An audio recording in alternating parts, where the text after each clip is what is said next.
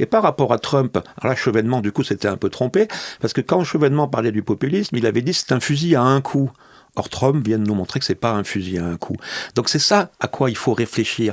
Il y a une permanence du populisme. Pourquoi ? Parce que ça vient de cette attente des peuples dont je vous ai parlé. Il y a une décomposition des démocraties occidentales qui a des causes très profondes et il n'y a pas de raison qu'on en sorte rapidement. Donc cette recherche par les peuples de nouvelles élites, eh bien, c'est pas quelque chose qui disparaîtra du jour au lendemain.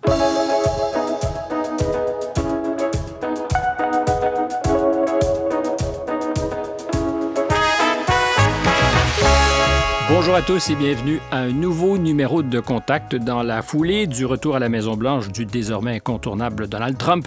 Le populisme, c'est notre question. Serait-il en train de s'imposer comme courant politique dominant en Occident? Une manière de rupture avec ce que mon invité appelle la partitocratie. Je vous le présente, Vincent Cousdière est professeur de philosophie dans un lycée en Alsace. C'est donc dire qu'il est en contact avec le réel quand on a des lycéens en face de soi. Difficile d'y échapper. Bonjour.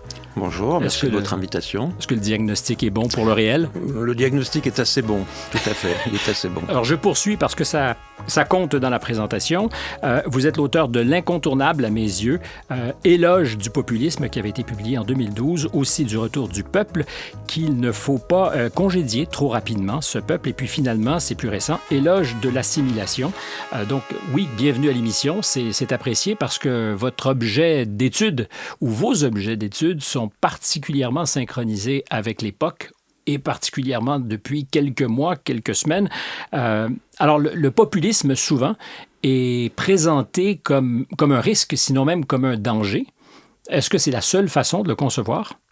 Eh bien, j'ai essayé de le concevoir autrement. En 2012, quand j'ai publié Éloge du populisme, nous n'étions pas si nombreux à essayer de penser ce phénomène de manière un peu différente, parce que ce terme était devenu finalement toujours un terme critique, un terme qui finalement était synonyme de démagogie. Le populiste, c'est celui qui parle au nom du peuple, mais qui raconte peut-être n'importe quoi, qui ne fera pas ce qu'il dit, etc. Donc c'est évident, je n'ai pas fait un éloge de la démagogie. Ça serait quelque chose d'assez surprenant. Donc je fais un éloge du populisme en modifiant un petit peu, en repensant la notion. C'est une manière de repenser une notion. Et je me place plutôt de ce que j'appelle le point de vue du populisme du peuple, parce que je pense que le populisme, c'est une lame de fond. C'est pas tautologique, le populisme du peuple? Alors oui, c'est tautologique, mais oui et non. Parce que ce qui est pas mal dans la notion de populisme, c'est que ça renvoie aussi au peuple, bien sûr, mais peut-être à un état du peuple qui n'est pas de très bonne santé. Vous voyez, les peuples sont malades. Ils sont malades parce qu'ils ont beaucoup de soucis qui ne sont pas pris en charge par leurs représentants. L'immigration, la montée des inégalités économiques, la perte de souveraineté de leur État. Donc l'idée de populisme, j'aime bien garder quand même la notion, mais tout en modifiant le sens et en disant c'est plutôt la situation des peuples, des démocraties occidentales, qui explique qu'ils ne font plus confiance à leurs représentants, vote blanc, on ne va même pas voter, abstention, volatilité du vote, vous voyez. Donc moi je prends la notion du point de vue, je dirais, plus social du peuple que d'un point de vue par le haut, politique, d'une idéologie. Je ne pense pas qu'il y ait une idéologie populiste très clairement identifiable. Et donc, je ne pense pas que cette notion soit vraiment très précise et utile pour qualifier des courants politiques. Donc, ça émane littéralement du peuple. Ça émane du peuple. C'est la situation des peuples qui les conduit à, finalement, c'est une crise de la démocratie, qui les conduit donc à une perte de confiance dans leurs représentants. Vaste programme. Quand on dit crise de la démocratie, pour l'avoir entendu beaucoup depuis un certain temps, vaste programme. Oui, mais c'est quelque chose qui a toujours été pensé par les philosophes, la crise de la démocratie. Vous avez déjà chez Platon, dans La République, une théorie des cycles du gouvernement. La démocratie finit par être mal comprise, c'est vraiment la licence, la liberté de chacun de faire ce qu'il veut, etc. Et ça prépare, d'après Platon, un retour de la tyrannie. Donc c'est une vieille question. Et je pense que le populisme est une situation, effectivement, de crise très profonde des démocraties occidentales, en raison de causes très profondes. Immigration, mais pas seulement. La perte aussi des mœurs nationales, parce que je pense que la démocratie, elle peut avoir lieu dans un cadre national. Et donc, c'est ces causes très profondes qui expliquent que le populisme, on s'en sort pas comme ça. Et il revient parce que les gens cherchent des politiques qui puissent répondre à leurs aspirations.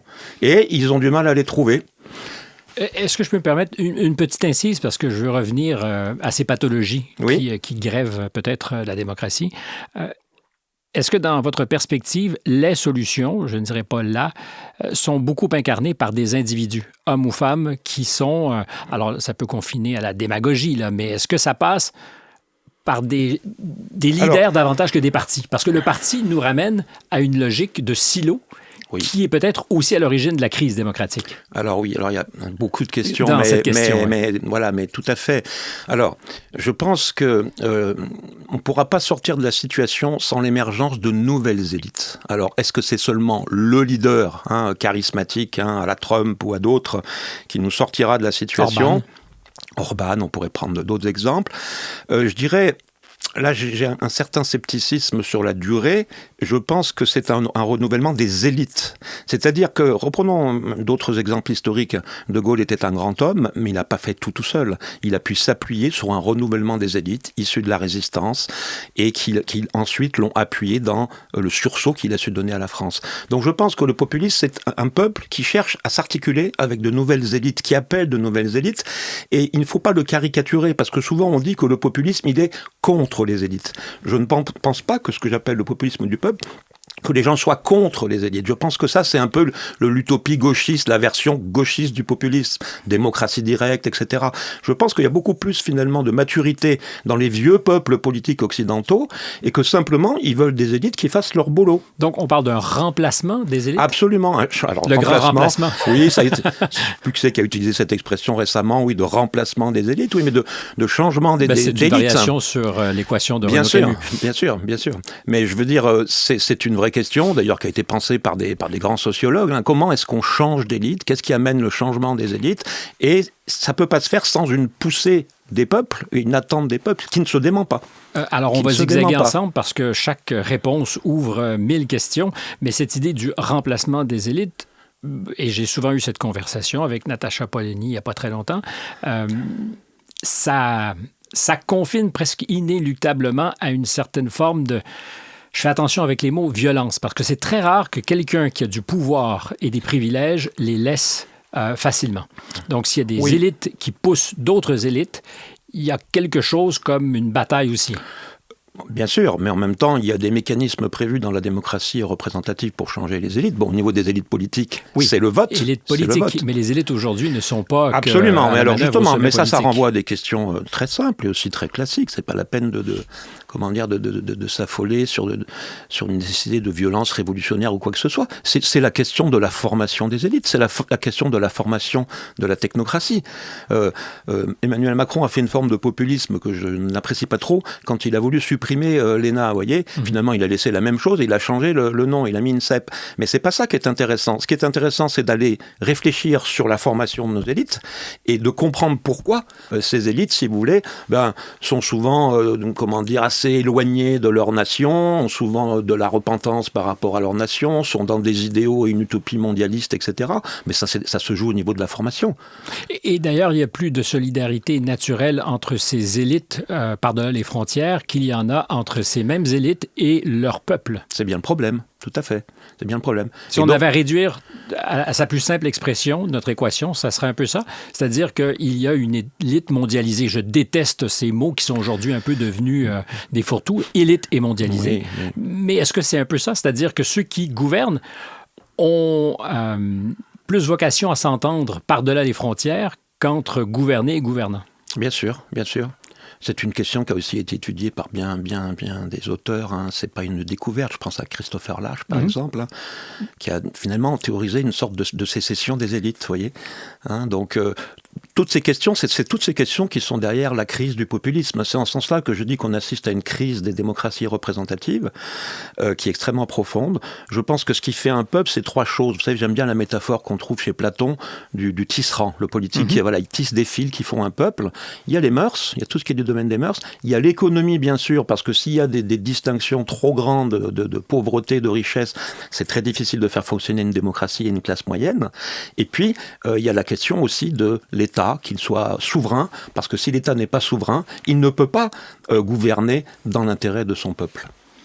Et votre évaluation en vous, c'est que les États le sont de moins en moins souverains. C'est-à-dire que je pense qu'effectivement, une des causes du populisme européen, c'est essentiellement, effectivement, la perte de souveraineté des États en raison de la construction européenne. Hein, ça, on sait aussi que c'est un des moteurs du populisme. C'est cette fameuse construction européenne. Les peuples ont le sentiment d'être dépossédés et ils ne sont pas idiots. Ils voient bien que leurs gouvernants n'ont pas les manettes. Regardez sur la crise liée à l'agriculture. Les gens sont beaucoup plus malins qu'on le pense. Voyez, c'est sans faire de démagogie, mais je pense qu'ils sont très malins. Regardez les paysans, par exemple, etc. Ils savent comment fonctionne, en fait, l'Union européenne. Ils savent que la compétence agricole, nous ne l'avons pas. Ils savent que nous ne sommes pas majoritaires sur l'accord du Mercosur, etc.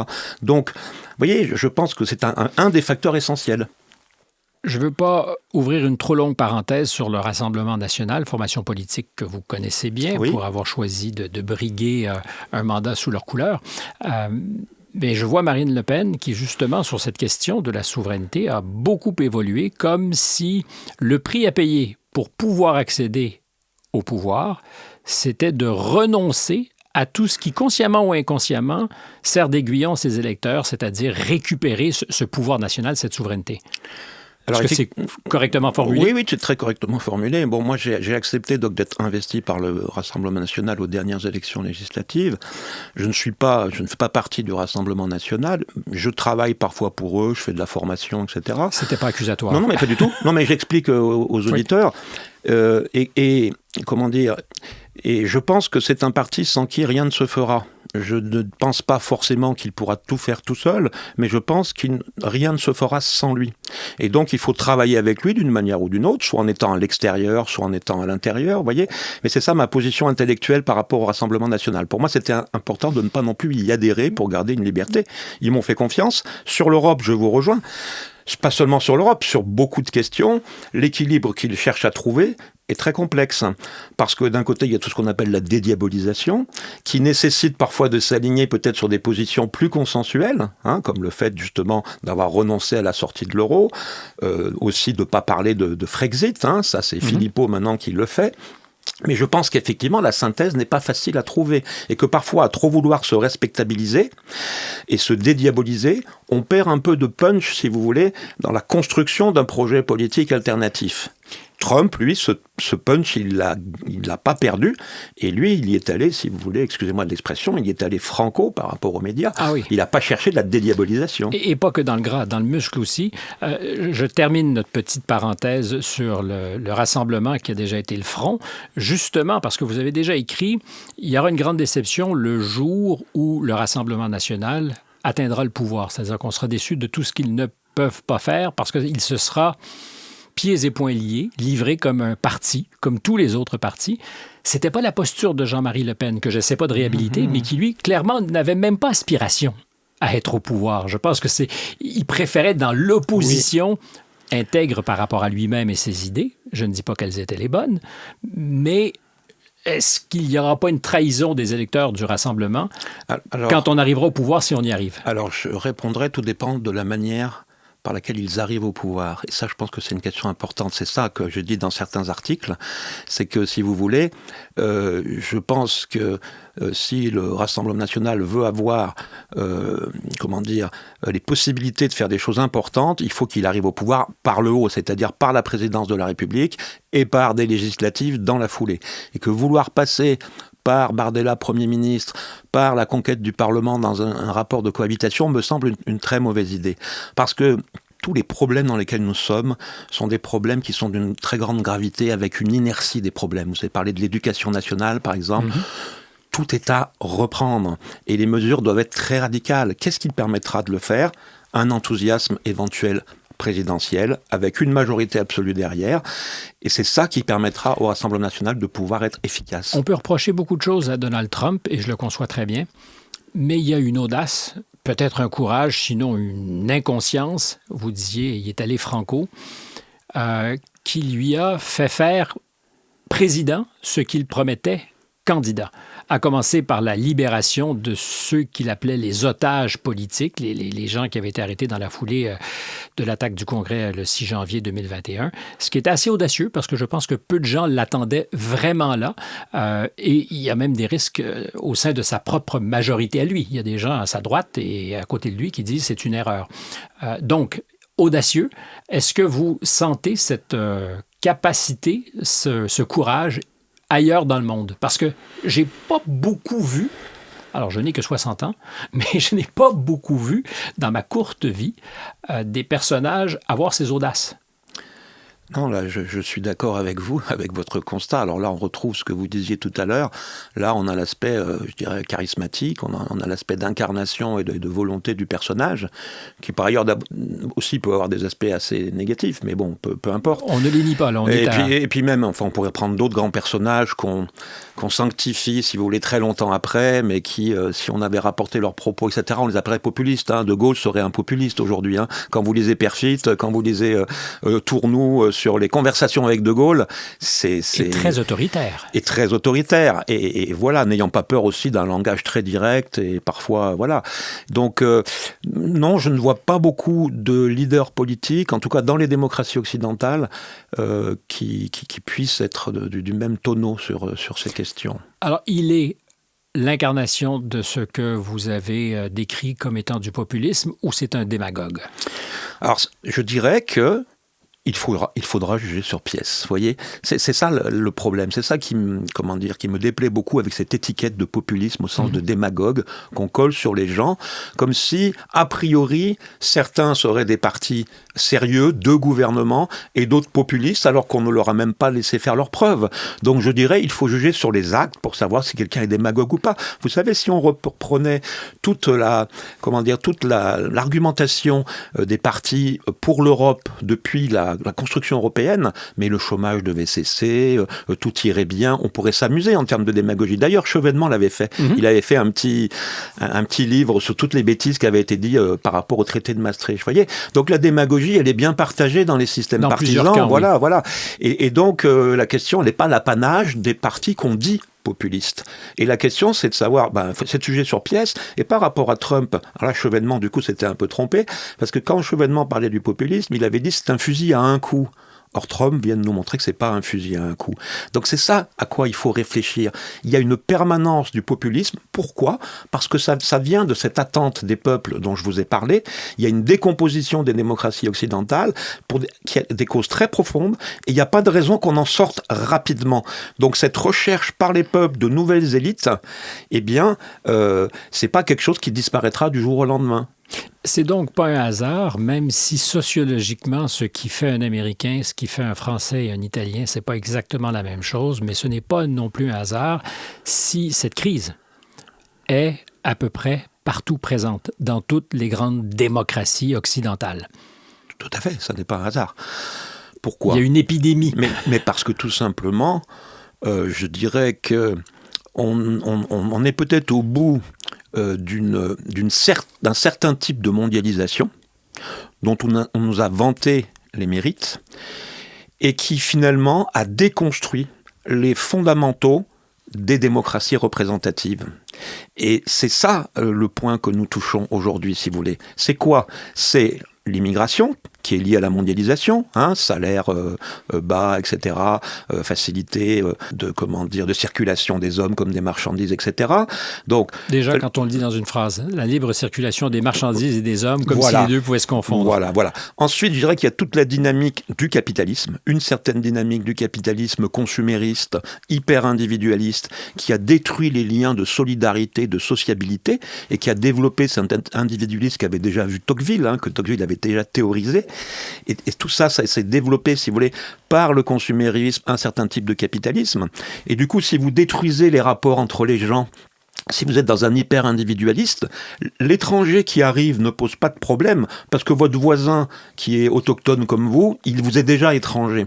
Donc l'étranger n'est pas un problème, parce que vous êtes déjà étranger à votre concitoyen. Donc, vous voyez, moi je pense que tout ne vient pas de l'immigration, c'est aussi déjà la décomposition des démocraties occidentales et de leur cadre national qui a aussi permis cette immigration qu'on n'a plus eu la volonté de maîtriser, avec toute une idéologie derrière, mondialiste, individualiste, qui était finalement propagé à la fois par le capitalisme et puis un certain gauchisme libertaire qui finalement c'est bien entendu avec le capitalisme. C'est très bien. Voilà. Vous avez souvent souligné, on y arrivera un peu plus tard, parce que l'immigration est un facteur important. Bien sûr. Mais je n'ai pas envie qu'on anticipe, mais on peut quand même se faire une petite lucarne là-dessus. Vous avez souvent dit, vous avez ouvert un peu la parenthèse en parlant de ces gauchistes libertaires. Dans ce cas-ci, il n'était pas particulièrement libertaire. Monsieur Sartre est un peu celui qui a créé la dynamique victimaire, non plus du prolétaire, mais du migrant. Tout à fait. Des minoritaires. Des minorités, tout à fait, tout à fait. Du colonisé, de la femme, etc. Et il a ouvert effectivement, ça souvent on le dit pas, on part de manière plus récente, on a raison aussi, sur la responsabilité de ce qu'on appelle les déconstructeurs, Derrida, Deleuze, etc. Mais Foucault, mais Sartre a été leur maître, si vous voulez. Et puis dans une certaine conception de la politique aussi et de l'engagement. La politique au service de l'individu, du dominé, vous voyez, tout ce qu'on retrouve ensuite dans l'idéologie woke. Donc, effectivement, là, il y a des causes profondes, idéologiques, qui remontent à l'après-guerre, qui avaient été un peu contenues par le sursaut gaullien donné finalement à un sens de la nation, donc du collectif.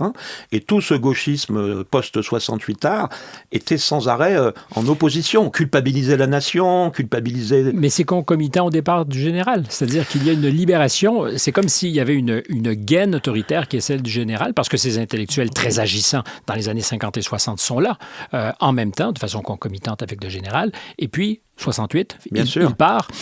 Et soudainement, je reviens à la première question, les individus, les destins de leaders peuvent faire la différence. Il y a autre chose qui est au rendez-vous à partir des années 70. Oui, mais il ne faut pas oublier, comme je le disais tout à l'heure, que ce qui a permis le sursaut gaullien, c'est aussi les hommes sur lesquels ils ont pu s'appuyer. Et si vous voulez, il s'est quand même appuyé aussi sur... beaucoup d'hommes qui étaient avec lui autour de la France libre, mais aussi de la résistance, etc. Donc il y a eu, d'ailleurs, je pourrais presque parler d'une sorte de... J'ai fait un rapport dans Éloge du populisme entre ce que j'appelle le populisme du peuple et la résistance. Parce que la résistance ne vient pas, rarement, des élites. Il y en a, bien sûr, comme Jean Moulin, par exemple. Il y avait des élites. Mais il y a beaucoup de classes moyennes dans la résistance. Il y a beaucoup de gens, professeurs, infirmières, secrétaires de mairie, etc., qui ont essayé de se retrouver, vous voyez, et de retrouver ce réseau, cette sociabilité française secrète pendant la situation de la résistance, et qui ont porté ensuite De Gaulle. Il y a une complémentarité entre la résistance de Gaulle, France libre, l'Angleterre par le haut, et la résistance, si vous voulez, par le bas. Et tout ça a quand même permis les années 50, 60, ce sursaut, vous voyez. Mais 68 est très symbolique par rapport à tout ça, parce qu'on a un général vieillissant, on a une société qui, en partie grâce à lui et grâce au rebond français, va connaître le baby-boom, va connaître la consommation, etc. Et De Gaulle, finalement, n'a pas réussi c'est pas un homme tout seul qui peut faire ça, à endiguer cette dynamique qui a explosé aussi au niveau de l'éducation, parce que 68, c'est déjà un problème de massification de l'enseignement. C'est déjà des aspirations des jeunes à la liberté sexuelle. Vous savez, Cohn-Bendit, les premières choses qui se sont passées à Nanterre, c'était quoi qui demandait Cohn-Bendit? C'est que les garçons puissent aller voir les filles dans les dortoirs, etc. Vous voyez. Donc, voilà, on a là effectivement un basculement. Le général part, les générations qui l'ont aidé aussi vieillissent, etc. Et ensuite, on a ce pouvoir effectivement de la gauche, utilisé par Mitterrand, vieil ennemi de Gaulle, il ne faut pas oublier tout ça. C'est Mitterrand qui va faire monter aussi ce gauchisme. Parce qu'il ne faut pas oublier que Mitterrand, avant d'arriver au pouvoir en 81, il y a pas mal de trotskistes qui l'ont rejoint, il y a pas mal d'intellectuels qui l'ont rejoint ensuite et qui ont pris leur place au gouvernement. Et qui s'accommoderont très bien du pouvoir. Absolument. Absolument, qui s'accommoderont très bien du pouvoir, qui resteront et qui partageront cette idéologie. Mais quand je le dis, c'est que c'est l'objet seul du pouvoir, l'exercice du pouvoir. C'est presque veule, mais c'est ça. Mais bien sûr. Ce qui n'est pas du tout le cas de quelqu'un comme De Gaulle. Il ne veut pas le pouvoir à tout prix. Il veut le pouvoir à condition de pouvoir l'exercer et de faire quelque chose. Vous connaissez des différentes anecdotes. En 65, quand il est mis en ballottage par Mitterrand, entre les deux tours, il hésite à se représenter. Parce que pour lui, un deuxième tour, c'est déjà une légitimité qui n'est pas suffisante pour faire quelque chose. C'est extraordinaire, cette manière de voir les choses. Il y a un parallèle à faire, et c'est l'histoire plus longue dont je parlerai, un parallèle à faire entre l'époque, fin du 19e, début du 20e siècle, et l'invention des populismes, particulièrement aux États-Unis, à une époque où il y avait des écarts de richesse, par exemple, énormes, et probablement une volonté de remplacer les élites. Alors, je ne connais pas suffisamment bien cette histoire, si vous voulez, mais je pense qu'effectivement... mais ça cogne à la porte de l'Europe de toute façon très rapidement aussi. Mais ce parti populiste américain, je pense qu'il y aurait vraiment effectivement des rapprochements à faire avec la situation actuelle. Et avec le fait d'essayer de trouver une troisième voie entre l'affrontement des deux grands partis américains. Vous l'avez souvent dit, le populisme est aujourd'hui le point de chute de conservateurs qui ne savent pas à quel parti se vouer. Oui. Voulez-vous élaborer là-dessus? Ça m'intéresse. Oui, c'est une formule que j'ai utilisée et que certains ont bien appréciée, c'est de dire le populisme, c'est le parti des conservateurs qui n'ont pas de parti. L'idée, c'est que le peuple tient à enfin, le peuple. C'est là aussi, il faut faire toujours attention, parce que mon analyse vaut pour les démocraties occidentales, et donc pour de vieux peuples politiques, pour des peuples qui ont une vieille expérience politique. Et donc, les peuples qui ont connu cette expérience, ils tiennent à la conserver. Ils tiennent à conserver leur être de peuple politique, qui est fait à la fois d'une sociabilité, de mœurs, d'une histoire nationale. Vous voyez, parce que c'est la construction. Le peuple, c'est aussi la construction de l'histoire, d'une nation. Ils veulent garder tout ça. Et puis, ils veulent garder aussi leur système politique souverain, où l'État est vraiment... où ils peuvent contrôler l'État et où l'État travaille pour eux, si vous voulez. Et donc, on peut dire que le populisme, c'est une forme de conservatisme. C'est le peuple qui veut conserver son être même. Et simplement, qui n'a pas trouvé les partis qui sont suffisamment affirmatifs pour cela. Et pourquoi ils ne trouvent pas des partis affirmatifs pour cela en France, mais pas seulement en France, mais parce que la nation a été diabolisée totalement dans son histoire. Parce que nation égale guerre. Vous voyez, c'est toute l'histoire, la phrase de Mitterrand. L'Europe est la nation est notre passé, l'Europe est notre avenir. Oui. C'est pas exactement ça, mais l'esprit était plutôt là, oui. Mais voilà, c'est toute cette idée, si vous voulez, que les nations ont fait leur temps, qu'en plus les nations sont fauteuses des deux guerres mondiales, et que donc l'Union européenne, pour nous amener la paix, doit passer par-dessus les nations. C'est toute cette légitimation de l'Union européenne qui Et on pourrait dire qu'avant l'Ukraine, ça avait plutôt bien fonctionné depuis 1945, c'est-à-dire que l'Europe était plutôt en paix. Oui, il y a quand même la Yougoslavie qui est un sacré problème. Bien vu. Et en général, c'est moi qui rappelle ça à mes invités. Oui, non, mais c'est marrant parce que quand j'ai envie d'empêcher de tourner en rond mes invités, je leur Oui. rappelle la Yougoslavie, qui est quand même une guerre d'agression menée par le temps contre un pays européen. Oui, souvent on l'oublie. Et puis on oublie aussi que si les choses se sont relativement bien passées, c'est sous parapluie américain. C'est le grand frère américain qui a assumé, si vous voulez, les prérogatives de la nation et de la souveraineté. C'est ça qu'il ne faut pas oublier. Alors je dis guerre d'agression, mais il faut voir quand même qu'il y avait aussi des enjeux humanitaires sérieux en Yougoslavie à ce moment-là. Bien sûr. Non, c'est une question complexe, mais si vous voulez, je veux dire, la décomposition un peu européenne, elle commence déjà là. Elle commence déjà là, mais il ne faut pas oublier aussi le rôle qu'ont joué les États-Unis, qui ont exercé la souveraineté que les Européens ne voulaient plus exercer, qui était mauvaise, etc. C'est pour ça qu'aujourd'hui, dans les vilains mots, on dira nationaliste et on préférera patriote. Oui, voilà, alors tout à fait, le terme de nationalisme. Alors, pourtant, si on réfléchit... Je suis désolé, je viens de faire quelque chose d'horrible, je vous interromps. Non, je vous en prie. Mais les mots aujourd'hui, le glissement des mots, à chaque fois que j'ai quelqu'un, on a ces conversations. Est-ce qu'on est, par exemple, antisémite parce qu'on est anti-sioniste ou qu'on pense qu'il y a des questions à soulever sur les enjeux du sionisme. Et on pourrait défiler le nombre de mots dont les charges ont changé. Et aujourd'hui, un nationaliste est à voir avec... Oui, alors peut-être que ça change un peu, ça. Mais d'abord, il faut voir que cette pudeur par rapport au terme, ou cette prudence plutôt par rapport au terme, existait déjà chez De Gaulle lui-même, qui disait que nous ne sommes pas des nationalistes, nous sommes des nationaux, il disait. Tout simplement, c'est vrai que j'aime pas trop les ismes, moi non plus. Isme, voilà. Même si je garde populisme, j'ai expliqué pourquoi. Parce que ça montre bien que c'est aussi le peuple, c'est une certaine dégradation aussi de peuple, puisque c'est le peuple qui est malade et qui lutte pour retrouver la santé. C'est ça le populisme. Mais donc, nationalistes, nationaux, patriotes, si vous voulez. Pourquoi ? Parce qu'on a identifié finalement le nazisme, par exemple, on l'a identifié à un nationalisme, vous voyez ? Alors que c'est pourquoi pas nationalisme, mais déjà impérial. Toute défense de la nation n'est pas un impérialisme. Les Suisses sont très nationalistes, ils ne sont pas impériaux. Du tout. Et par ailleurs, ça renvoie à la définition de la nation. Or, le nazisme ne repose pas du tout sur une définition de la nation satisfaisante, puisque pour lui, c'est la race, en fait, qui remplace la nation. Et donc, même les nazis n'étaient pas vraiment des nationalistes, au sens d'un nationaliste d'un Barès, par exemple, au sens qui est d'ailleurs peut-être critiquable aussi. Mais en tout cas, tout ça nous renvoie, à mon avis, à la question de qu'est-ce qu'une nation, qu'est-ce qu'un peuple. C'est ça qui est important, si vous voulez, pour moi.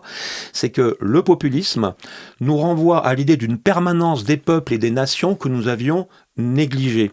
Et donc, ça nous demande de repenser ce que c'est qu'un peuple et une nation sans en avoir peur. Est-ce qu'on a négligé ou on a choisi délibérément d'effacer, oblitérer? En grande partie, effectivement, on l'a, je dirais, refoulé. On a refoulé les idées de peuple et de nation. On les a culpabilisées aussi. Parce que, voilà, être pour le peuple, c'est être démagogue. C'est vrai que ça fait penser au petit père des peuples. En fait, on a eu deux conceptions du peuple catastrophiques. Ça a été le peuple classe, le peuple réduit à la classe sociale dans le communisme, et le peuple race dans le nazisme, si vous voulez. Et dès qu'on continuait à penser qu'il y avait un peuple ou une identité du peuple, on était renvoyé à ces deux conceptions.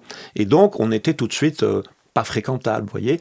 Et moi, l'enjeu philosophique que je n'ai fait couvrir parce que je ne suis qu'un essayiste et je suis professeur à temps plein par ailleurs, mais j'essaie d'ouvrir des pistes pour les autres, c'est que je pense qu'il faut revoir certains penseurs de la nation et du peuple qu'on n'a pas assez utilisés. Alors, plongeons les deux pieds dans l'humus scolaire, puisque vous venez d'ouvrir cette porte-là.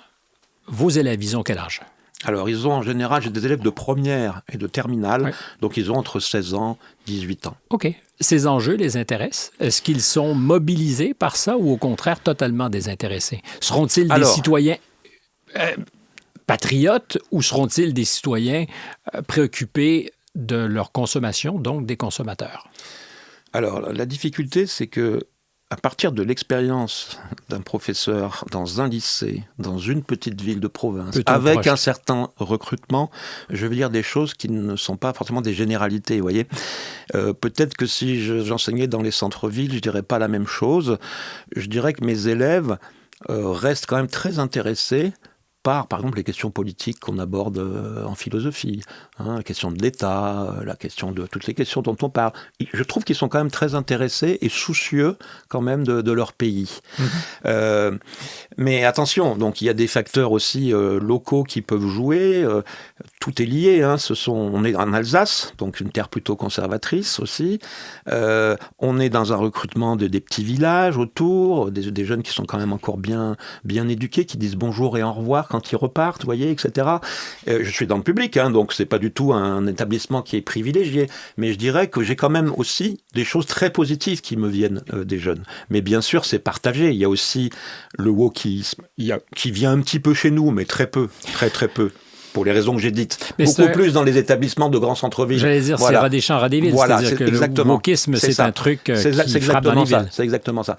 Le consumérisme, bien sûr, on le sent, si vous voulez. Mais moi, mon diagnostic ne sera peut-être pas représentatif de ce que rencontrent les collègues dans les lycées. Mais si j'avais à faire tout simple, c'est l'idée d'être français, ça existe. Comme je poserais la même question à un Italien, l'idée d'être italien ou d'être finlandais ou américain.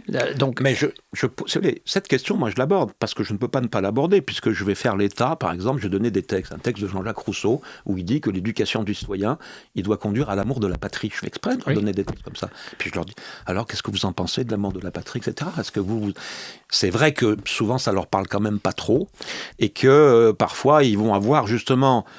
Parce qu'il ne faut pas se leurrer, on a quand même une bonne partie des collègues qui sont un petit peu dans la propagande mondialiste, européiste, etc.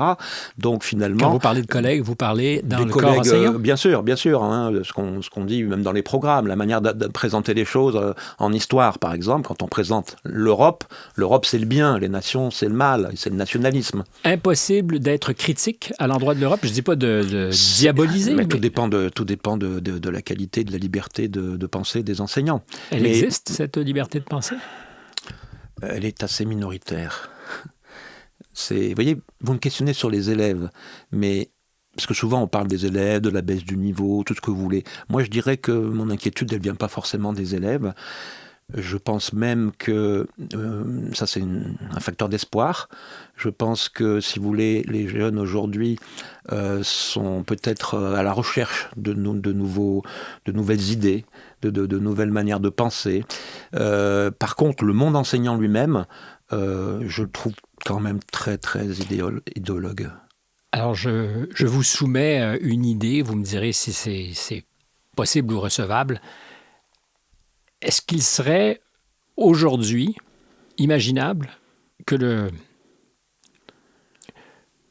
le sens critique soit plus naturellement présent chez des élèves qui n'ont pas encore été formés que chez des professeurs qui sont parfaitement formatés et qui devraient apprendre à leurs élèves à développer ce sens critique? Parce qu'avant toute chose, qu'est-ce que doit faire l'enseignement? Nous donner les outils pour être capable de raisonner, de discriminer, d'avoir un jugement et le courage de penser ce qu'on pense. Je pense qu'on peut faire cette hypothèse, que le sens critique reste parfois plus présent chez les élèves, de par leur jeunesse. C'est aussi le choix que j'ai fait d'enseigner dans le secondaire. Parce qu'il y a aussi une fraîcheur qui demeure encore à 16 ans, même si on est déjà bien sensible au formatage idéologique. Il y a quand même quelque chose qui reste, une fraîcheur, quelque chose. Vous voyez, j'ai enseigné en préparation à l'ENA, au concours de l'ENA, à Strasbourg. Donc des gens...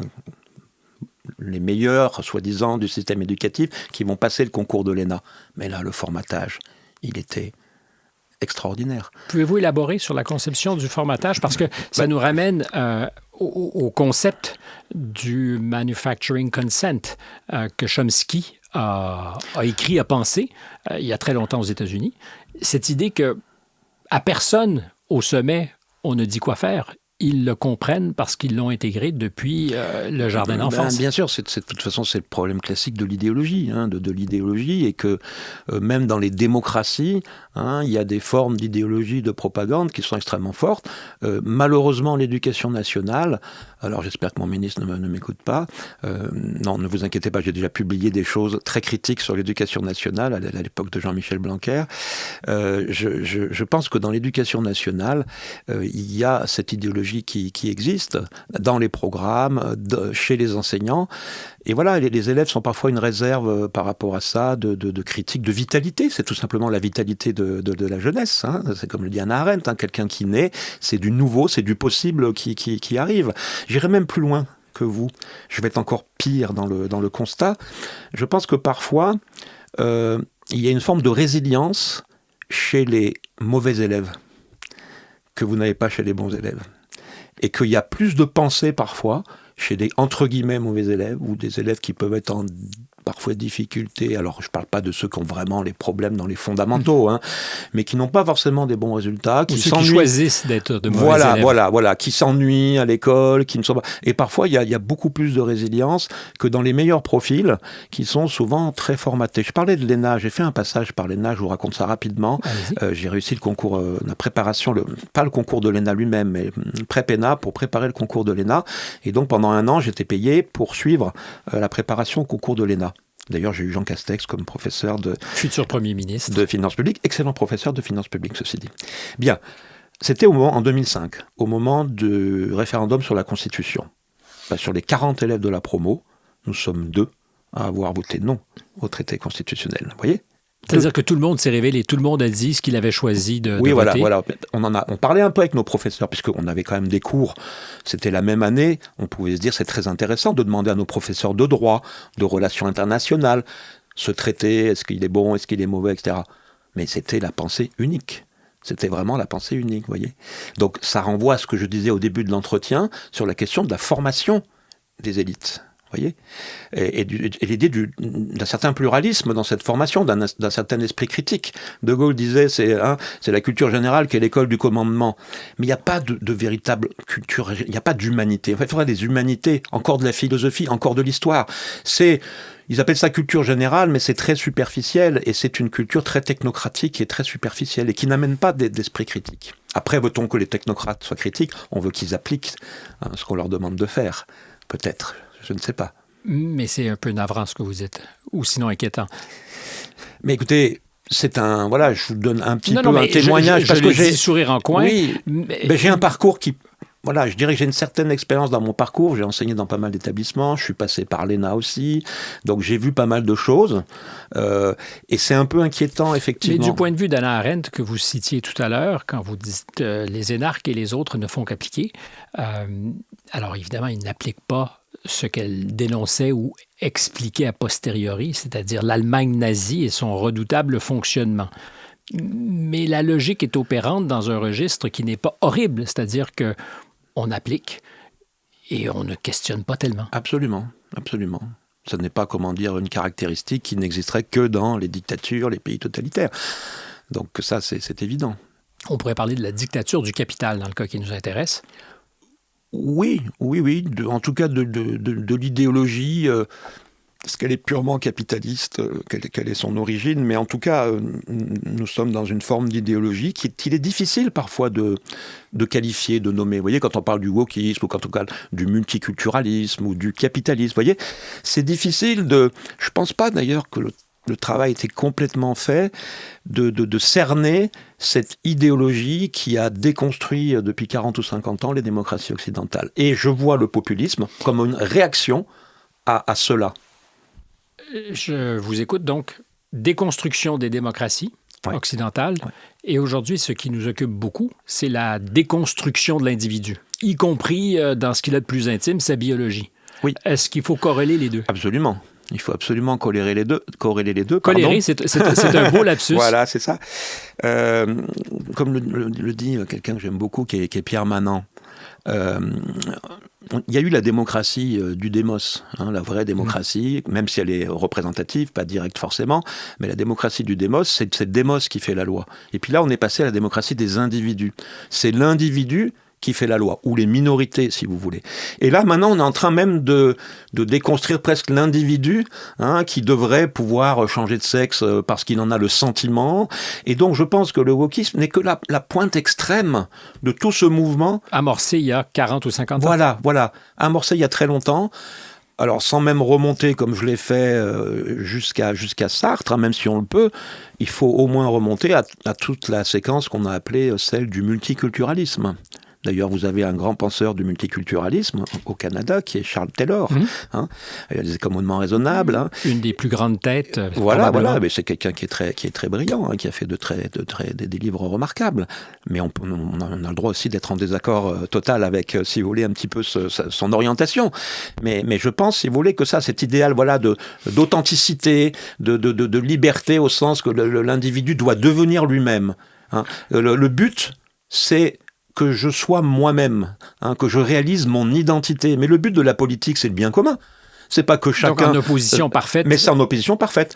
Parce que si nous sommes dans des sociétés où on absolutise l'individu et la recherche de son identité et d'être lui-même, je ne vois pas comment on peut faire de la politique, puisque la politique nous demande forcément de sacrifier une partie. Le terme de sacrifice est peut-être extrême, mais ça peut aller jusque-là. La guerre, ça doit aller jusqu'au sacrifice de l'individu. Mais en tout cas, de faire des compromis. Voilà. En tout cas, de faire des compromis, de relativiser son intérêt particulier. Donc il y a une espèce de contradiction entre la logique du wokisme, si vous voulez, qui est un hyper-individualiste où chacun doit réaliser son identité, et la visée politique qui est celle du bien commun. Alors, vous allez excuser parce que je suis en train de vous écouter et à bas bruit, j'ai quelques réflexions et je me dis, est-ce que c'est intéressant, mais je me permets de vous poser la question. C'est peut-être totalement à côté de la plaque, mais vous constatez que ce que nous vivons aujourd'hui ne s'est pas inventé dans les 20 ou 30 dernières années et n'est pas nécessairement que l'exportation des guerres culturelles qui se sont livrées sur les campus universitaires américains. Ça précède, il y a un délitement démocratique en amont de tout ça. Vous croyez que les pères de l'Europe, quand on signe sur le charbon, quand en 1957-58, les embryons de l'Europe se mettent en place, ont une vision qui dépasse largement le charbon? Alors, je ne vous dirais pas qu'il y avait prévu le wokisme, mais est-ce qu'il y avait un projet? Je crois que c'est clair chez Jean Monnet. Je crois que chez Jean Monnet, c'est très clair qu'il y a un projet qui est celui que j'indiquais tout à l'heure, de dépassement des peuples et des nations et de construction d'un peuple européen. Ça, c'est clair. Il y a des phrases de Jean Monnet où il le dit clairement. Et donc, ça renvoie à une vision que j'appellerais constructiviste des peuples, vous voyez. Et on va pas commencer par le politique, justement, mais on va commencer par l'économie, pour essayer de créer des interdépendances qui forcent à la création d'un peuple européen. Tout ça est chez quelqu'un comme Monnet.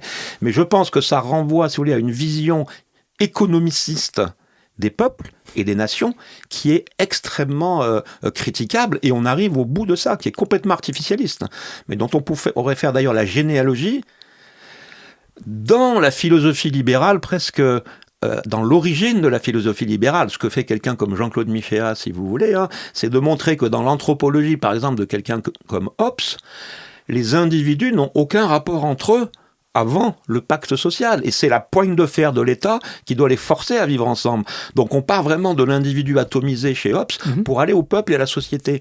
Mais je pense qu'on arrive au bout de cette période des temps modernes, si vous voulez, qui a voulu construire de manière uniquement à base de l'économie, si vous voulez. Alors le marxisme peut sembler opposé, mais vous savez que Marx, c'est quelqu'un qui d'un certain côté dépasse le libéralisme en venant un peu du libéralisme. Marx, il a fait des premiers textes sur la liberté de la presse qu'il défendait, sur plein de choses. Simplement, il veut humaniser ce capitalisme pour qu'il n'y ait plus les injustices entre le salarié et le producteur. Mais le but de Marx, c'est aussi l'individu. Jaurès aussi le dit dans ses textes. Le but, c'est que l'individu puisse se réaliser entièrement, s'émanciper entièrement. De l'aliénation. Voilà. Donc, vous voyez, cette perte de l'équilibre entre l'individu et la société, elle a des bases extrêmement anciennes, mais je crois qu'on arrive au bout, parce que là, on arrive à une impasse, vous voyez, parce qu'on arrive à un individu, à la promotion d'un individu entièrement désocialisé, et on ne s'aperçoit pas que ce qui a permis l'indépendance des individus, c'est aussi la richesse des sociétés. C'est aussi les systèmes sociaux, les systèmes de solidarité qui évitent qu'on s'inquiète des autres, vous voyez. Donc comme si cette dynamique individualiste qui au début avait de bons côtés, parce que peut-être la société était trop holiste, eh bien peut-être qu'on arrive au bout, et que le populisme est une réaction holiste, le tout avant la partie, est une réaction holiste à une très ancienne dynamique individualiste qui était contenue par l'idée de nation autrefois, qui était contenue par l'idée de nation, et peut-être aussi par la religion. Ah oui, qui était un corset redoutable. Voilà, et idée qui transcende l'individu, vous voyez.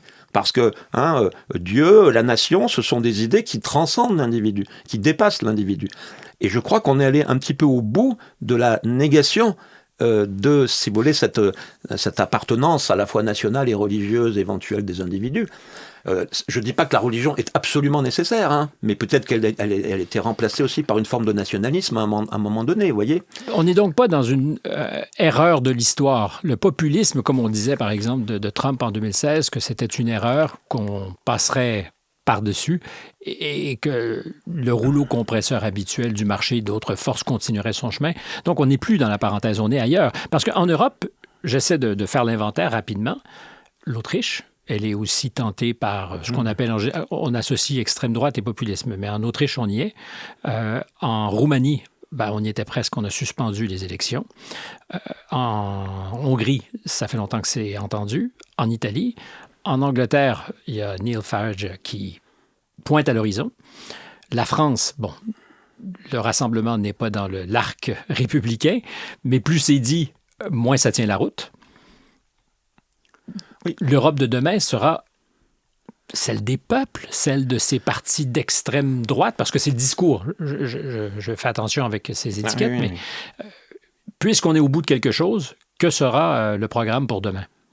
Il est possible qu'en Europe, et c'est déjà le cas comme vous l'avez mentionné, que des leaders populistes parviennent au pouvoir. C'est possible, ça arrive déjà, vous l'avez dit, Mélanie, Orban, etc. Mais ensuite, c'est là qu'il faut faire attention, c'est-à-dire que, pour moi, la catégorie de populisme, elle est vraiment pertinente essentiellement pour la situation des peuples. Mais ces élites-là, elles peuvent différer de qualité d'incarnation, de charisme, et aussi des moyens qu'ils ont au niveau de les restes de leur peuple et de leur nation. Eh bien, tout le monde n'a pas conservé les mêmes choses. Les États-Unis, ils ont encore d'immenses moyens. Vous voyez, leur situation, qu'elle soit économique, qu'elle soit militaire, ils peuvent exercer encore justement une souveraineté extraordinaire. Donc je pense qu'ils ont une faculté de sursaut qui est très très grande. Je serais plus prudent, malheureusement, et sceptique, malheureusement, ça me désespère, par rapport, si vous voulez, aux démocraties occidentales, par rapport aux 40... européennes, d'Europe de l'Ouest, je voulais dire. Parce que je pense, si vous voulez, que l'aplatissement européiste, la protection américaine, tout ce qu'on a vécu l'individualisme à tout crin, si vous voulez, eh bien, tout ça rend plus difficile, je crois, le sursaut des peuples européens. Mais j'espère qu'il aura lieu. Et s'il n'a pas lieu, c'est une décomposition, absolument. Si ça n'a pas lieu, à mon avis, c'est une décomposition et un affaiblissement des démocraties européennes et de l'Union européenne qui risque de se faire écrabouiller, c'est le risque que certains mentionnent aujourd'hui, qui risque de se faire écrabouiller entre peut-être une Amérique qui va retrouver son dynamisme, elle l'a déjà d'ailleurs, elle l'a pas perdu, la Russie, la Chine et le Sud global, vous voyez, et l'Europe là-dedans, elle risque de se faire écrabouiller. On l'a souligné tout à l'heure, dans ces facteurs qui ont ajouté aux pathologies qui nous frappent, il y a l'immigration. Oui. Alors, je ne dis pas que l'immigration est un facteur pathologique, je dis que partout en Occident, la question de l'immigration, si elle n'était pas directement traitée, l'est aujourd'hui par tout le monde. C'est un véritable enjeu, bonne ou mauvaise nouvelle selon les points de vue aussi. Mais en ce moment, je pense que partout, on pose des questions sur l'immigration. Vous soulignez l'idéologie migratoire. Qu'est-ce que c'est que l'idéologie migratoire? Alors, l'idéologie migratoire, c'est justement l'idéologie qui va culpabiliser le souci de maîtriser l'immigration et qui va, si vous voulez, identifier le souci politique qu'on peut avoir de l'immigration à une forme de racisme ou de xénophobie. Donc c'est vraiment le fait de vouloir dire, voilà, dès qu'on veut réguler, contrôler l'immigration, c'est qu'on est raciste. Et l'idée qui est derrière... Vous êtes déjà, vous, traité de raciste pour avoir élaboré ce point de vue? Non. Ou développé sur ce point de vue? Non, j'avoue que je n'ai pas été trop attaqué, mais peut-être parce que mes ouvrages ne sont pas suffisamment connus. Si on vous lisait plus, vous pourriez être peut-être, étiqueté. vous savez, c'est parfois c'est parfois une bonne chose d'être attaqué par la gauche et le gauchisme. Ça veut dire que vous commencez à faire peur et vous commencez à être connu, vous voyez. Donc c'est pas encore trop mon cas, mais je pense aussi que j'explique parce que en fait, on n'accepte plus qu'il y ait une différence entre le citoyen et l'étranger. C'est ça, la question de l'immigration. Parce que l'immigré, c'est quelqu'un qui vit dans un autre pays que le sien depuis plus d'une année. Ça, c'est la définition juridique de l'immigré, si vous voulez. Donc, c'est un étranger qui vit dans un autre pays et qui, pour ça, doit avoir le droit d'y vivre, soit parce qu'il fait des études, soit parce qu'il a un visa de travail, etc. Vous voyez ? Mais déjà derrière le terme d'immigration, le terme d'étranger disparaît. Et puis maintenant, on ne parle même plus d'immigration, on parle de migrants. Voyez ? Et donc tout devient un petit peu flou, parce que migrant, c'est quelqu'un qui passe dans un pays, mais qui n'y reste pas forcément plus d'un an, voyez ? Mais un touriste, à ce moment-là, c'est un migrant, etc. Donc en fait, on a un peu perdu dans toutes ces catégories, et on n'accepte plus tout simplement qu'il y aura toujours des étrangers, puisque la catégorie de l'étranger est la catégorie symétrique de celle de citoyen. L'étranger, c'est le non-citoyen. Mais dès qu'on parle de la question des étrangers et qu'on dit qu'il faut un droit des étrangers, il faut réguler l'immigration, etc., on est mis sur un plan moral et pas sur un plan politique. Voilà, sur le plan de l'antiracisme, vous voyez. Ah, mais vous n'aimez pas les étrangers, vous voyez, c'est complètement stupide. C'est pas parce que on défend l'idée que le droit des étrangers peut pas être le même que le droit des citoyens, c'est la définition même du politique. Oui, et du coup, on devient raciste, vous voyez. Donc ce débat a été complètement empoisonné par la gauche et l'extrême gauche surtout, et il a été décalé sur la question du racisme. Alors que ne pas donner les mêmes droits à l'étranger qu'aux citoyens, ça ne préjuge de rien d'un jugement qu'on aurait sur l'étranger. C'est en tant qu'étranger qu'il ne peut pas avoir les mêmes droits que le citoyen. C'est l'évidence, si vous voulez. C'est un concept politique, le concept d'étranger. Et le citoyen, vous poussez encore plus loin la logique, doit accepter, s'il vient de l'étranger, l'assimilation et non pas l'intégration. Alors encore une fois, on fait dans la sémantique, mais c'est pas de la sémantique.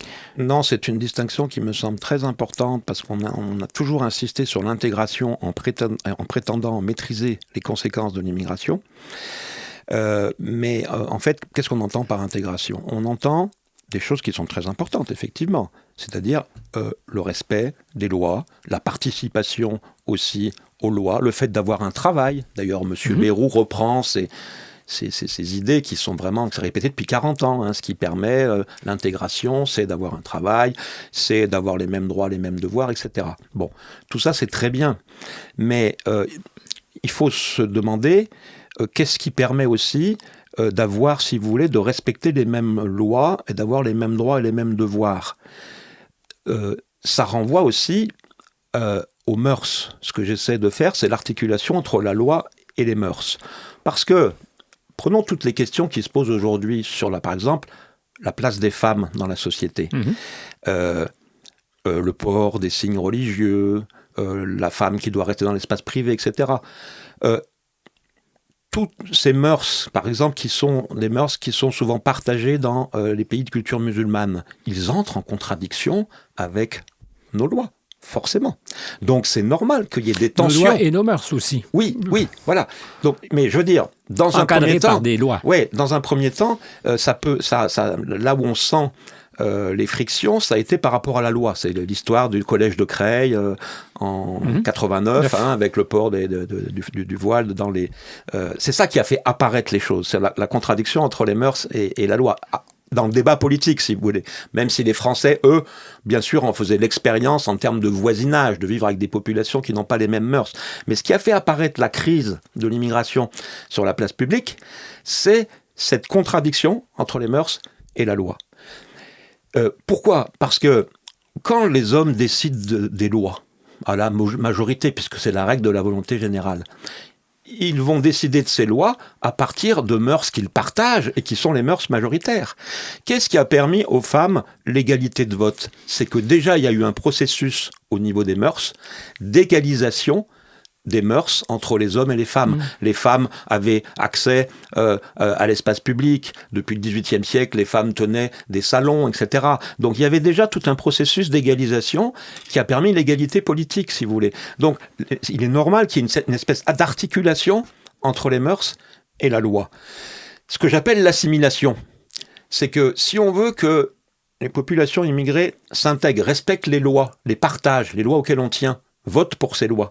Alors mais il faut qu'elles soient préparées par les mœurs. Et ça, c'est l'assimilation. Entre la lettre et l'esprit. Absolument. Ne pas respecter que la lettre, mais d'adhérer à l'esprit. C'est exactement ça. C'est-à-dire que il y a la lettre de la loi et il y a l'esprit de la loi. Si vous laissez des populations, soit parce qu'elles arrivent trop tardivement en France, elles ont déjà 20 ans, 22 ans, et vous dites la France, elles viennent d'Afrique. Oui, absolument. Bon, je prends l'exemple un peu que je connais le mieux. Elles viennent d'Afrique subsaharienne, elles viennent du Maghreb, etc. Bon, elles arrivent à 20 ans, 22 ans, etc. Elles ont été dans une société où les femmes sont toujours à la maison, où les femmes font tout. Comment voulez-vous que tout d'un coup, elles s'intègrent magiquement et qu'elles respectent nos lois, à la fois qu'elles respectent la lettre et l'esprit des lois. Ça peut pas marcher. C'est ça que j'appelle l'assimilation. L'assimilation, elle se fait par des processus d'imitation des mœurs, processus qui ont lieu dans la famille, voyez, processus qui ont lieu à l'école, processus qui ont lieu dans le travail. Et c'est là qu'on va imiter des mœurs, avoir des mœurs communes, et ça va simplifier, ça va permettre les lois communes. Est-ce qu'il y a déjà eu, selon vous, un risque qu'il y ait un tel morcellement, j'allais dire une telle Macédoine, et ça nous renvoie géographiquement à une région du monde où les choses étaient diverses, la Macédoine.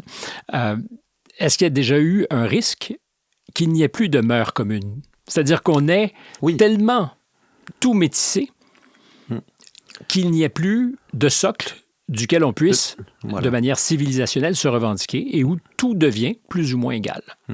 Mais je pense, si vous voulez, que ça, c'est justement à cette logique de morcellement que vous expliquez, que c'est à ça que parvient la logique du multiculturalisme. Parce que le multiculturalisme, c'est vous prenez les gens tels qu'ils sont, ils gardent leur culture, ils gardent leurs mœurs, et du coup, il n'y a plus de loi commune, et du coup, on va rentrer dans un processus où on va accepter que telle communauté ait ses propres tribunaux familiaux, par exemple, au niveau du droit familial. Telle communauté va avoir son tribunal, et donc on arrive à ce qu'on appelle la loi privée. On fait coexister des communautés, le privilège, ça veut dire la loi privée. On fait coexister des communautés, et finalement, le risque, c'est que si ces communautés s'affrontent, qui est l'arbitre ? Ça ne peut être qu'à ce moment-là, soit la communauté la plus forte. Ça, c'est un peu le processus de ce qu'on appelle de la libanisation, si vous voulez. C'est à ce moment-là la communauté la plus forte qui va faire l'arbitre, si vous voulez, alors qu'elles sont toutes censées être représentées au niveau de l'État, mais en fait, c'est un rapport de force, c'est la plus forte. Sinon, l'autre solution, si vous voulez, c'est que c'est la poigne de fer de l'État qui peut faire cohabiter les gens.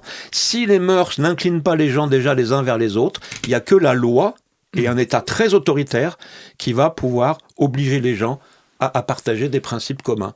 C'est ça le risque, si vous voulez. Vous avez peut-être déjà entendu ou lu que le premier ministre canadien, M. Trudeau, avait, avec une certaine fierté, annoncé que le Canada était le premier État post-national. Oui, tout à fait. Oui. Est-ce que c'est un accomplissement ou un cul-de-sac? Mais je crois que c'est un cul-de-sac. D'ailleurs, M. Trudeau, je crois que ça ne se passe pas très bien peut-être pour lui. Bien vu. Il ne sera plus très longtemps Premier ministre. Mais je crois aussi que c'est un cul-de-sac pour toutes les raisons qu'on a expliquées. C'est-à-dire qu'une nation, pour défendre son intérêt, pour, si vous voulez, pouvoir négocier avec des nations qui vont retrouver leur souveraineté, leur cohésion collective, parce que tout ça, c'est une question de cohésion collective, eh bien, je pense que c'est une impasse, si vous voulez, ce multiculturalisme, cette hétérogénéité qui, finalement, débouche sur une sorte de désordre, d'anarchie, de retour à l'état de nature aussi, vous voyez. Chaque minorité fait sa loi, a droit à sa loi. L'état de nature, c'est violent. Absolument. Et c'est là que le Léviathan, parce que vous citiez Hobbes, s'impose, c'est-à-dire que l'autorité vient d'en haut. Absolument. Et c'est là qu'on peut faire aussi un rapprochement avec certaines études qui ont lieu sur l'hétérogénéité sociale des mœurs des populations. Et je me souviens plus du sociologue américain qui a fait une étude très connue là-dessus, où il montre que la violence est beaucoup plus forte, si vous voulez, quand vous avez des communautés très hétérogènes qui se craignent mutuellement les unes les autres. Vous voyez, donc l'hétérogénéité des populations engendre aussi des seuils de violence plus importants. Donc la coexistence pacifique communautariste, tant et aussi longtemps qu'il n'y a pas trop de rivalité, ça peut aller, mais s'il faut qu'il y ait parmi ces communautés une qui aspire à imposer ses règles, ça déborde nécessairement sur la violence. Mais bien sûr, bien sûr. Et d'où l'importance de l'assimilation, c'est-à-dire d'assumer les processus nécessaires de construction des individus et d'imitation, d'où voir les bons côtés de l'imitation, vous voyez, parce que c'est pas l'imitation dont je parle, c'est pas l'imitation, le perroquet, vous voyez, qui imite extérieurement quelque chose. Ce que j'appelle l'imitation avec le grand sociologue Gabriel Tarde, c'est le fait d'admirer un modèle qu'on a envie d'imiter et se transformer soi-même, vous voyez, s'améliorer pour imiter ce modèle. Prenons l'exemple très simple de la langue maternelle. L'enfant, pourquoi la langue maternelle, c'est une langue, on dit, naturelle, etc. Parce que l'enfant entre dans le processus d'imitation de la langue de sa mère et de ses parents, mais parce qu'il les aime, parce qu'il les admire, vous voyez. Et tous ces processus d'assimilation sont bouleversés par l'immigration, mais pas seulement. Je reviens au point de départ, aussi par les processus d'identification et de consommation, où les gens ne travaillent plus sur eux-mêmes, vous voyez, pour se développer et rejoindre un modèle, mais où ils s'identifient à des stars de foot, vous voyez, et sans faire de travail sur eux-mêmes, sans se développer. Alors, j'ai une compatriote qui a choisi de faire son chemin de croix, c'est le cas de le dire, pour devenir française. Et je pense qu'elle répondrait parfaitement à la définition d'assimilation. Elle est française davantage qu'une Française parce qu'elle a fait le choix d'être française. Oui, bien sûr. Et c'est une aspiration. Mais d'altérer son propre parcours. Mais bien sûr. Alors, je conçois que pour ceux qui en ont les moyens, c'est formidable parce que c'est choisir une autre identité ou enfin d'appartenir à autre chose que ce à quoi on était destiné.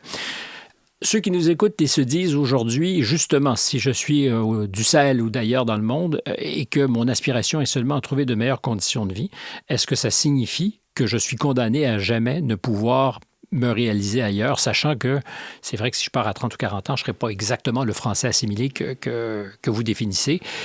Mais pourquoi n'aurais-je pas le droit d'aller voir ailleurs si l'herbe n'est pas plus verte? Alors là, il faut être très clair par rapport à ce que je dis sur l'assimilation. Il est évident que l'immigration peut être une aventure réussie. Vous en avez donné un exemple, et de toute façon, il y en a des centaines et des milliers d'exemples. Mais il faut en avoir les moyens. Alors, il y a plusieurs conditions, effectivement. Il y a plusieurs conditions. Comme je disais, il faut en avoir les moyens, comme vous le dites, parce que c'est important. Mais c'est les moyens intellectuels aussi, c'est les moyens économiques. Et puis, c'est le désir, effectivement. C'est le désir, il faut en avoir le désir.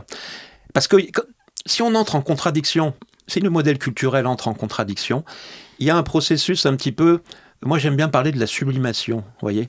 Parce que souvent, on dit que quand on assimile, on sacrifie vous voyez, ces mœurs en appartenance d'origine. Je pense que c'est plus compliqué que ça.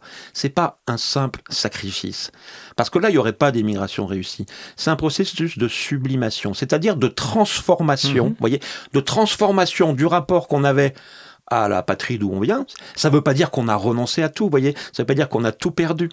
Mais ça veut dire qu'on a trouvé quelque chose qui nous a donné l'envie d'une certaine transformation et que donc on y a gagné. Vous comprendrez que j'adhère à l'idée puisque je suis ici sans renier ce que j'ai été ailleurs, sachant que je gagne au total en multipliant mon identité peut-être. Oui. Mais si j'avais à faire plus court, parce que j'ai tendance à être bavard, est-ce qu'on a une dette à l'endroit du reste du monde?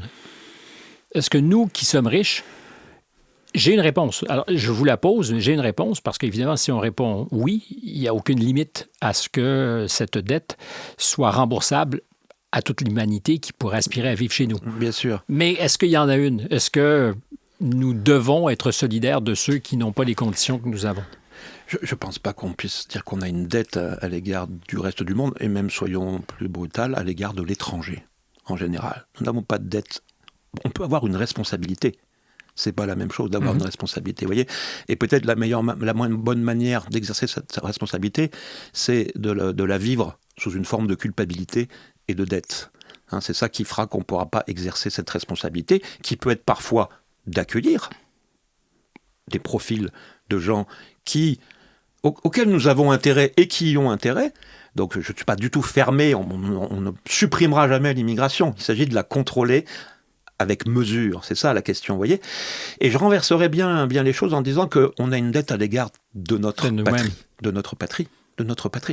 Je veux dire, qu'est-ce qui nous a construit au départ?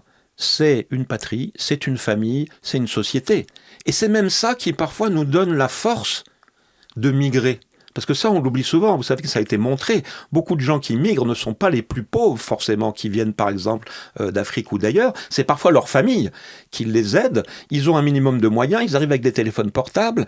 Et donc, c'est pas forcément ceux qui sont vraiment dans la pauvreté et qui sont démunis. Ils peuvent pas voyager. Ils peuvent pas émigrer. Pour émigrer, il faut forcément une force qu'on va pouvoir au moins dépenser dans cette aventure.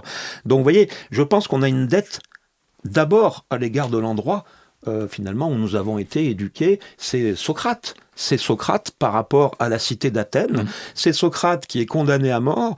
Il se défend, il explique qu'il ne devrait pas avoir cette condamnation. Mais pourtant, quand on lui propose de s'évader, il refuse. Parce qu'il a une dette à l'égard de la cité. Vous voyez, aujourd'hui, c'est assez...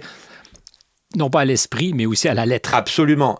Il adhère, je dirais, à tout, si vous voulez, de sa cité. Et, si vous voulez, il y a une espèce de renversement aujourd'hui, parce que dans notre culture occidentale, on est parti de l'héroïsation de ce Socrate qui fait passer sa cité avant son intérêt.